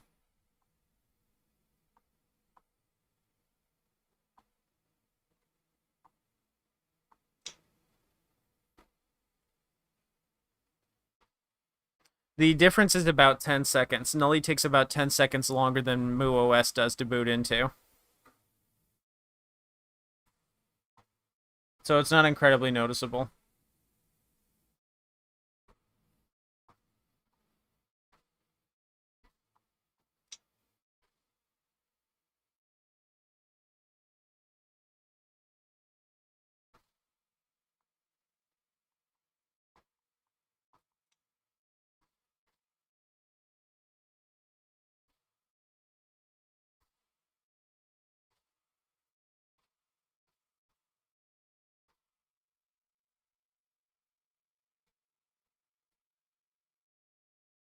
Yeah, I'm in front of my computer like 90% of the day, so if I wanted to play a PC game, I'd just sit and I'd just play on my PC.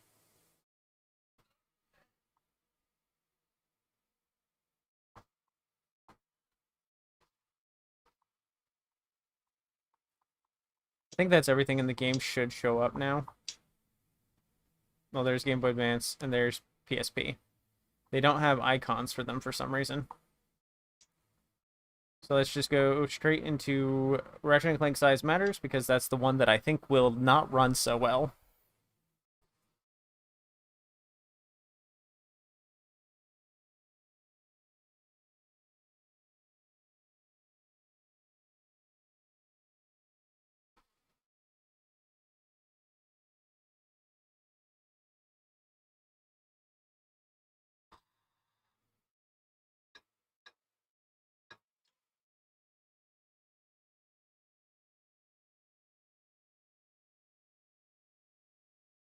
Weird that X is mapped to A.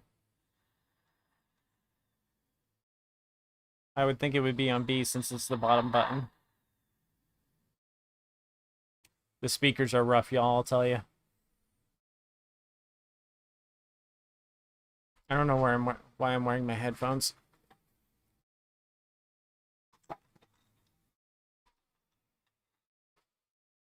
It's everybody's favorite guy, Clunk. Okay.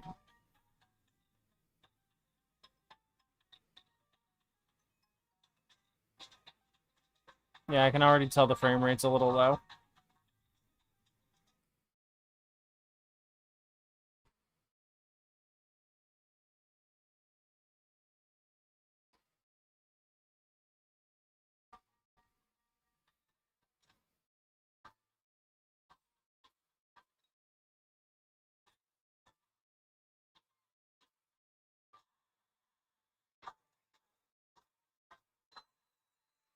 I mean, it's doing better than the XU20 was.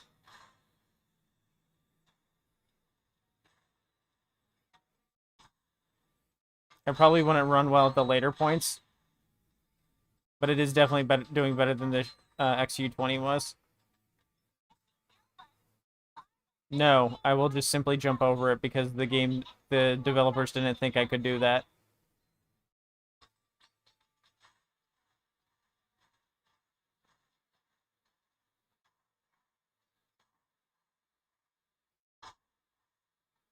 It has its stops and stutters, but we also haven't messed with any of the settings. Like, no, it is on native already. Okay, yeah, so actually that's probably the best it can do, which isn't too bad. That is better than the XU20 was doing. Do you have an isotropic filtering on? I don't know what the default settings are.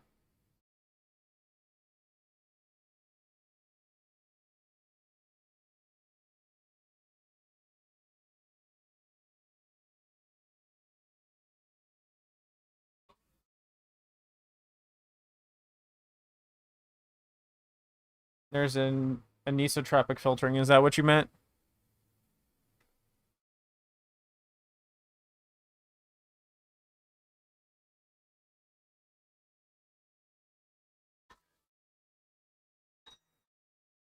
Auto frame skip 1.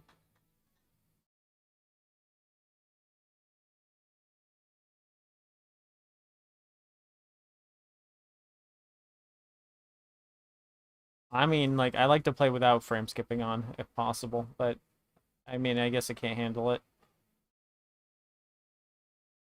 Set it to 1 times. There is no 1 times option. There is off and there is 2.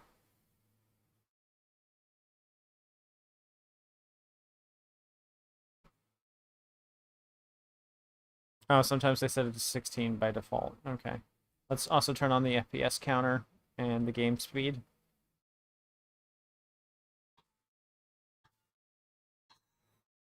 It doesn't, uh, when you're doing frame skip, this is a 30 FPS game, so it's going pretty low. This is 15 frames per second. Yeah, maybe it's better when you're playing on a 60 FPS game, but this is a Ratchet and Clank Size Matters caps at 30.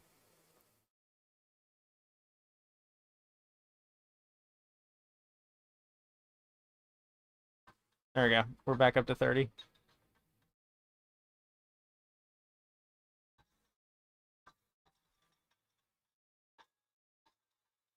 I mean, it plays fine with no frame skip. It has some stutter points, but then again, I wouldn't ever recommend anyone play this game in the first place. This is the worst Ratchet game, and it is totally... Actually, I recommend you do skip it. Alright. But it works, which means you can play a lot of PSP games just fine. If it can run Ratchet and Clank this well, you can play most PSP games perfectly fine. You're probably not going to do God of War, Chains of Olympus, or whatever on it, but everything else is going to run fine.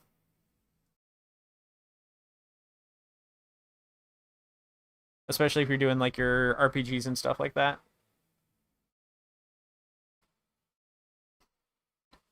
And then, well, that kind of just answers our PSP question, honestly. Alien Hominid. It's been a long time since I played this game.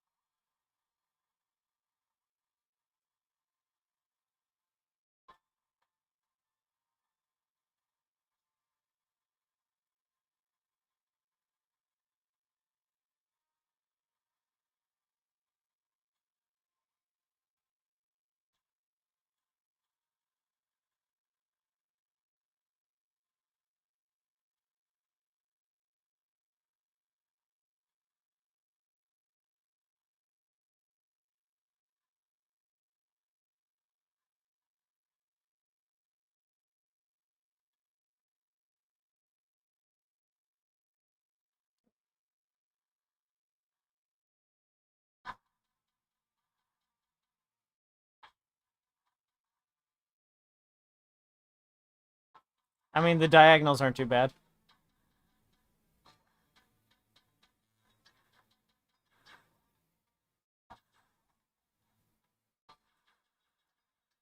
Eh. Oh, I'm surprised I landed that.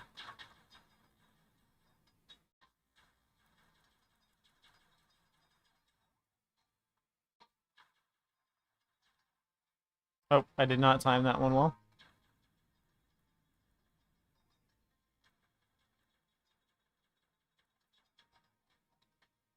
Or that.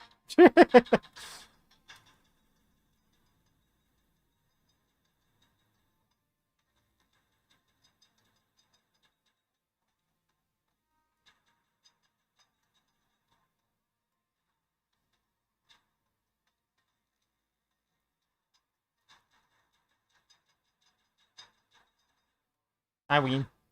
I win.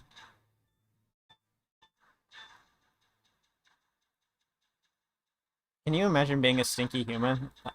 That must suck. I'm honestly doing them a favor.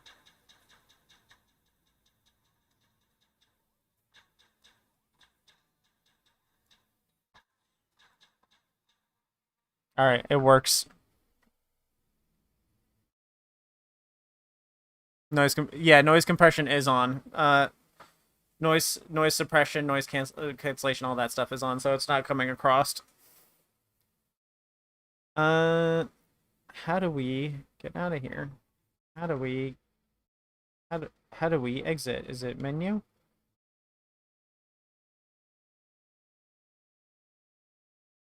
Okay, it's Y.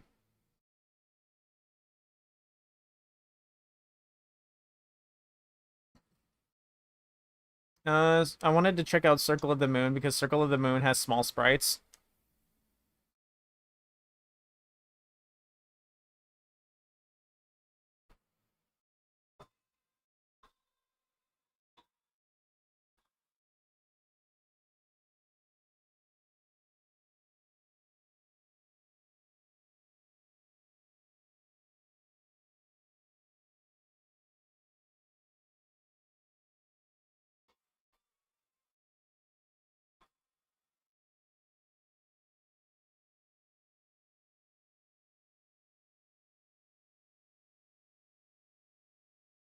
Do we have a shortcut for fast forward?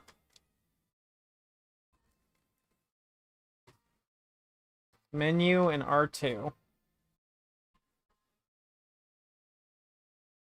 Nope, that save slot. Menu and R.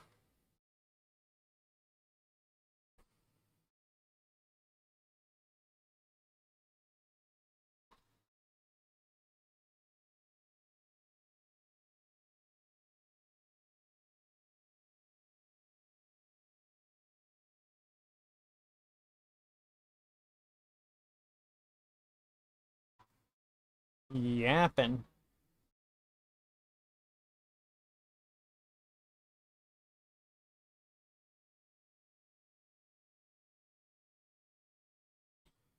Alright, so the sprites are small in this game, and on the Game Boy Advance, they were actually kind of impossible to see because the screen on the Game Boy Advance was already pretty dark. And as you can see, the sprites on this game are already pretty dark to begin with. They didn't account for how dark the screen was going to be. So the sprites are small in this game, but the Game Boy Advance screen on this is much bigger than a regular Game Boy Advance screen. So I say, and also it's, a modern screen, a modern LCD screen, so it looks much better. The sprites are clean and easy to see. Even when I'm looking at the preview on the webcam, I can easily see the sprites. So I think, yeah, I think this is honestly, in some regards, a little bit better than the original Game Boy Advance, just because we can see things better than we could on those ones. Even some of the best backlights, weren't that great.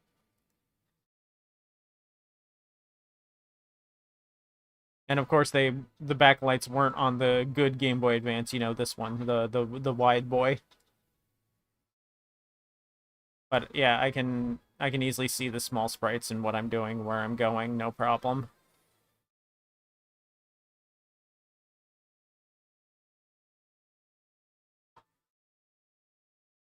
And this game actually, like, the size of everything does get to be a problem. It makes platforming hard and stuff like that, especially because Jonathan's wait, is his name Jonathan? No, it's Nathan. Nathan's jump is very vertical. It's not very horizontal, so it can be a little difficult to navigate.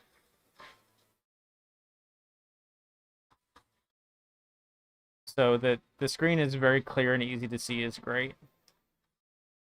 There's also no ghosting like on my Pocket Air Mini. The Pocket Air Mini has some ghosting that's really only noticeable in pixel games. Not a problem here.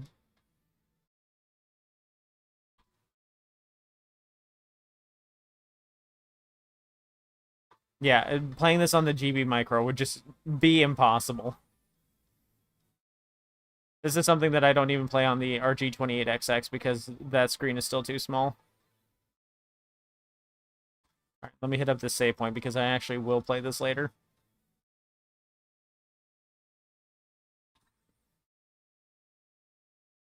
Honestly, it passes the Castlevania test, and that's all I that's all I expect from it. All right, so I'm actually going to wrap up. I'm gonna wrap up here for tonight. We've been going on for about 2 hours already, and yeah, I've heard others say the same, but isn't it also kind of hard to get the 476H? Like, aren't they running out on their site? But yeah, that's actually gonna do it for tonight. I've got some other stuff I got to get done tonight. I was trying to get this done and out of the way early. Unfortunately, no, I don't have time for Gurumin. We got a limited daylight here today. I will check it out off stream though. You can still buy them? Okay, it was one of them that you couldn't get anymore. But yeah, that's gonna do it for tonight. I'll see y'all later. Thanks for stopping by. I'll have some videos on this soonish. I'm gonna play this one quite a bit before I make a video on it. Bye.